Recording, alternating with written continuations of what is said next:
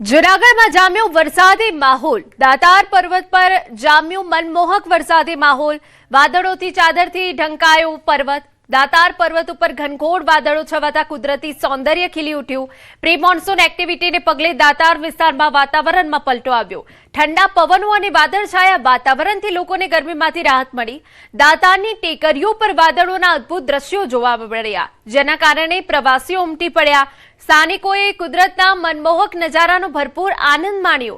વરસાદી માહોલથી દાતાર વિસ્તારનું સૌંદર્ય અનેક ગણું વધ્યું। ચોમાસાના આગમનની આહટ વચ્ચે દાતાર પર્વત પર રમણીય માહોલ સર્જાયો। વાતાવરણમાં ઠંડક પ્રસરી, જૂનાગઢ વાસીઓમાં ખુશીનો માહોલ।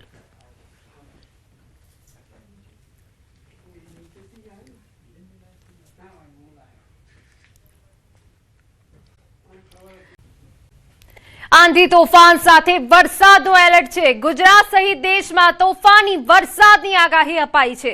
60 किलोमीटरनी झड़पथी पवन फूंकाई शके। देशना 14 राज्योमां वरसादनो एलर्ट। કેટલાક રાજ્યોમાં 90 કિલોમીટર સુધીનો પવન ફૂંકાઈ શકે। રાજસ્થાન, મધ્યપ્રદેશમાં 90 ની ગતિથી પવન ફૂંકાઈ શકે। ગુજરાતમાં કોઈક સ્થળે 70 કિલોમીટરની ઝડપ સાથે પવનની ગતિ નોંધાઈ શકે। રાજસ્થાનમાં ધૂળની ડમરી કરા સાથે વરસાદની આગાહી। મધ્યપ્રદેશ, ઓડિશામાં પણ તોફાની વરસાદ પડી શકે। ગુજરાત, મહારાષ્ટ્રમાં તોફાની વરસાદની સંભાવના છે। ઝારખંડ, છત્તીસગઢ, તેલંગાણામાં પણ વરસાદી આગાહી।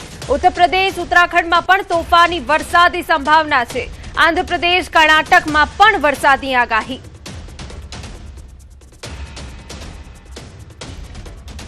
તો દેશના 14 રાજ્યોમાં વરસાદનું એલર્ટ છે અને એ પણ તોફાની વરસાદ પડી શકે છે।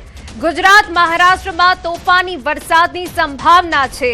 ઝારખંડ, છત્તીસગઢ, તેલંગાણામાં પણ ધોધમાર વરસાદ પડી શકે છે। આંધ્રપ્રદેશ, કર્ણાટકમાં પણ વરસાદી આગાહી છે અને આ સાથે ગુજરાતના કોઈક સ્થળે 70 કિલોમીટરની ઝડપે પવન ફૂંકાઈ શકે છે। આ તરફ ગુજરાતમાં પવન કરા સાથે વરસાદનો એલર્ટ છે। 11 જિલ્લાઓમાં કરા સાથે વરસાદનો એલર્ટ। 4 જિલ્લામાં ભારે વરસાદની આગાહી। અરવલ્લી, દાહોદમાં ભારે વરસાદ પડી શકે। પંચમહાલ, મહીસાગરમાં પણ ભારે વરસાદની આગાહી। કેટલાક જિલ્લામાં 60 સ્પીડથી પવન ફૂંકાઈ શકે। બનાસકાંઠા, મહેસાણામાં કરા સાથે વરસાદની આગાહી છે। વાવ, થરાદ, અરવલ્લીમાં કરા સાથે વરસાદની આગાહી। સાબરકાંઠા, પંચમહાલમાં કરા સાથે વરસાદની આગાહી વ્યક્ત કરાઈ છે। દાહોદ, મહીસાગરમાં કરા સાથે વરસાદ પડી શકે। વડોદરા, છોટાઉદેપુરમાં પણ કરા પડી શકે। નર્મદામાં પણ કરા સાથે વરસાદની આગાહી। ગુજરાતમાં 5 જૂન સુધી વરસાદની આગાહી।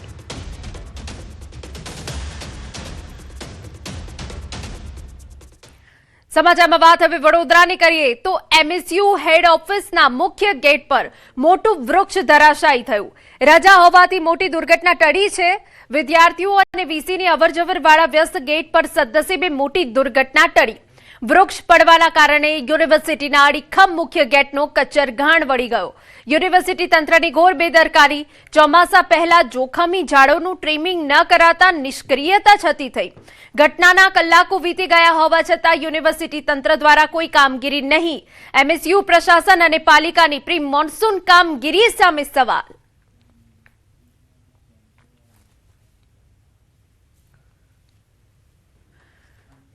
તો સદનસીબે રજા હોવાથી એક મોટી દુર્ઘટના ટળી ગઈ છે, પરંતુ યુનિવર્સિટી અને પાલિકાની અહીંયા ઘોર બેદરકારી સામે આવી છે।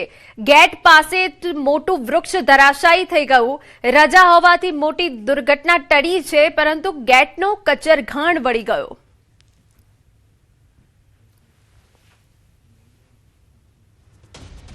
સમાચાર નર્મદામાંથી। નાંદોદ તાલુકાના લાછરસ ગામે વાવાઝોડા સાથે વરસાદ આવ્યો। મોડી રાત્રે ભારે પવન ફૂંકાતા એક ઘર ધરાશાયી થયાનું પણ સામે આવ્યું। 11 વર્ષીય બાળકીનું ઘરના કાટમાળમાં દટાઈ જવાથી મોત થયું। આ બાળકી તેના માતા પિતા સાથે સૂતી હતી અને અચાનક વાવાઝોડું આવતા બાજુની દિવાલ ધરાશાયી થઈ। બાદમાં ઉપરનો સ્લેબ પણ પડ્યો। ઘટનામાં નીચે સૂઈ રહેલા પરિવારનો આબાદ બચાવ થયો। 11 વર્ષીય બાળકીનું ઘટના સ્થળે મોત થતા ગામ શોકમાં ફેરવાયું। તેમજ ગ્રામજનોનું કહેવું છે કે બાળકીના પરિવારને તંત્ર મદદરૂપ થાય।